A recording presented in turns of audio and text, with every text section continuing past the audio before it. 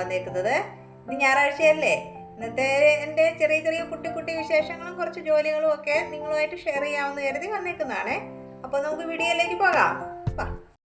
എന്നും രാവിലെ പ്രാർത്ഥിച്ചിട്ടാണ് ഞാൻ എൻ്റെ ദിവസം തുടങ്ങാറുള്ളത്.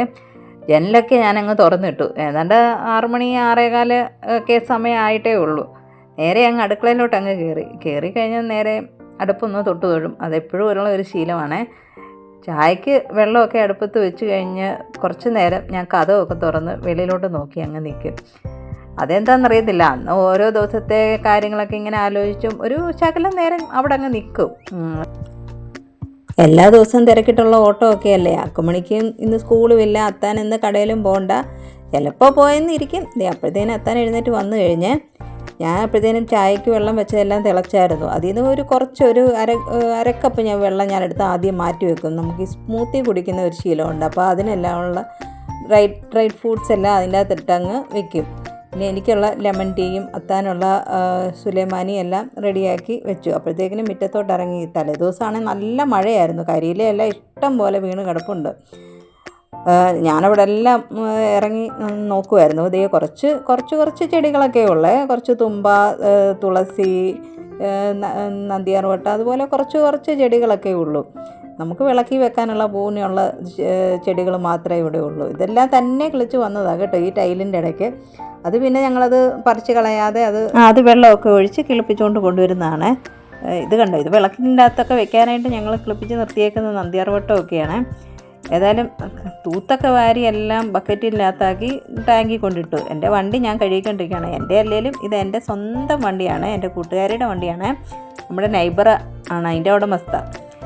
തിരിച്ചു വന്നപ്പോഴാണ് ശംഖുപുഷ്പത്തിലൊക്കെ നിറച്ച് പൂ പിടിച്ച് കിടക്കുന്നുണ്ട്. അതിൽ നിന്ന് കുറച്ച് പൂവെടുത്ത് ഞാൻ നന്നായിട്ട് കഴുകി അതിട്ടാണ് വെള്ളം തിളപ്പിക്കുന്നത്. ഇടിയപ്പമാണ് ഇന്നുണ്ടാക്കുന്നത്. അപ്പോൾ അത് കുഴയ്ക്കാനായിട്ട് ഞാൻ ഈ വെള്ളമാണ് ഉപയോഗിക്കുന്നത്.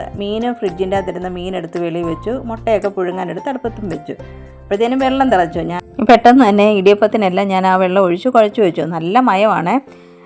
ഇതൊഴിച്ച് നമ്മൾ ഇടിയപ്പം ഉണ്ടാക്കി കഴിയുമ്പോഴത്തേനും ഒരുമാതിരി ഒരു ലൈറ്റ് ബ്ലൂ കളറാണ് ഇടിയപ്പത്തിൻ്റെ നിറം. നല്ല ഭംഗി അത് കാണാൻ. നമുക്ക് ഇങ്ങനെ കണ്ടാലത് നമുക്ക് വലിയ കളറായിട്ട് തോന്നിയില്ലെങ്കിലും നമുക്ക് നേരി കാണുമ്പോഴത്തേക്കും നല്ല കളറാണ്.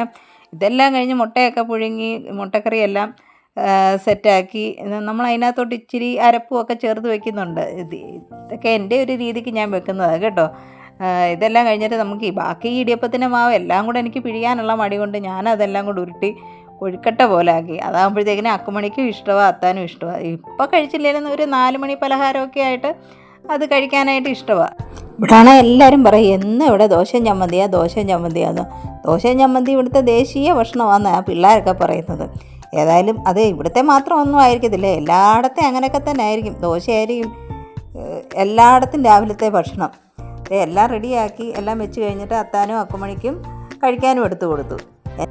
വെറൈറ്റി ആയിട്ടൊക്കെ ഉണ്ടാക്കി കൊടുക്കാനൊന്നും എന്നും പറ്റത്തില്ലല്ലോ. അപ്പോൾ പിന്നെ സമയമുള്ളപ്പം എന്തെങ്കിലുമൊക്കെ അവർക്ക് ഇഷ്ടമുള്ളതുപോലൊക്കെ ചെയ്ത് കൊടുത്തു. അത് കഴിഞ്ഞപ്പോഴത്തേക്കിനും അത്താൻ പറഞ്ഞ് കടയിലൊന്ന് കുറച്ച് നേരം പോയിരുന്നിട്ട് വരാം, ഞായറാഴ്ചയല്ലേ എന്നാലും സാരമില്ല, കുറച്ച് നേരം പോയിട്ട് വരാമെന്ന് പറഞ്ഞു.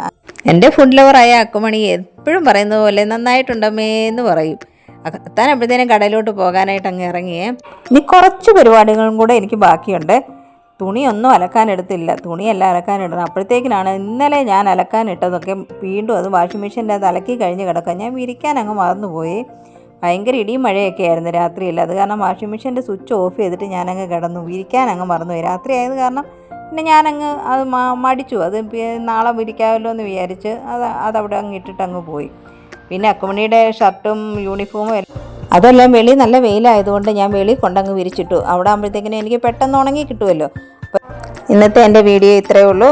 എല്ലാവരും സപ്പോർട്ട് ചെയ്യണം, സബ്സ്ക്രൈബ് ചെയ്യണം. Thank you.